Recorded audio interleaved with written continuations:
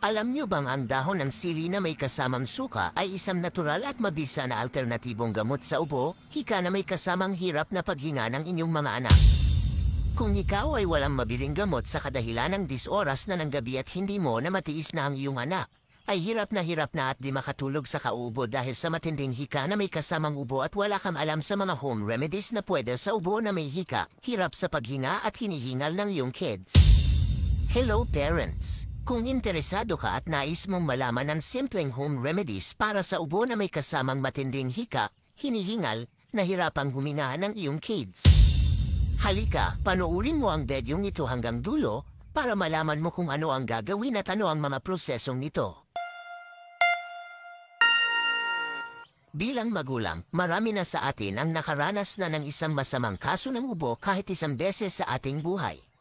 Kaya naiintindihan natin na ang pag-ubo sa ating mga anak ay nakakainis at tinitiis sa pinakamasamang lagay nito.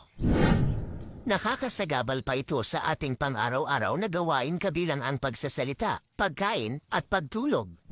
Ito ang dahilan kung bakit mahirap para sa ating mga magulang na marinig ang pag-ubo na may kasamang hika, hinihingal at nahihirapang huminga ng ating mga anak, lalo na sa gabi na sila ay dapat na natutulog na. Kung sakaling ang iyong anak ay mayroong masamang ubo na may kasamang hika at nahihirapang huminga, maaaring makatulong ang remedies na ito. Kumuha lamang ng dahon ng sili, kahit anong uri ng sili basta sili, piliin ng matatandang dahon. Dahil alam naman natin na ang dahon ng sili ay hindi lang sinasama sa ating pagluluto kundi ito rin ay may taglay na photochemicals na tinutulungan ito ang ating katawan na mag-produce ng insulin na nakakatulong sa may sakit. Hugasan maigi para maalis ang mga insekto at mga alikabok nito. Hiwain ito ng pinong-pino at pagkatapos ay lagyan ng isang katsarang suka, kahit na anong suka pero mas mainam ang natural na suka. Piga-pigain ang mga dahon hanggang lumabas ang katas. Pag lumabas na ang katas ay pwede mo na ilagay sa likod at dibdib ng iyong anak. Imasahin ng kaunti para matulungang guminhawa ang kanyang pakiramdam. At kung alam mo na ang kondisyon ng anak mo na inuubo at hinihika sa gabi, gawin mo na ito bago matulog ang iyong anak sa gabi para guminhawa, gumaan ang pakiramdam, at gumaling na ang asma ubo na may kasamang hingal ng iyong anak.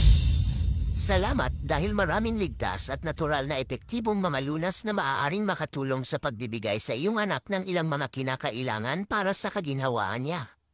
Gayunpaman, mahalagang tandaan na kapag ang iyong anak ay nagpapakita ng iba pang sintomas o ang kanilang ubo ay matagal nang hindi nawawala, magandang ideya na dalhin sila sa doktor.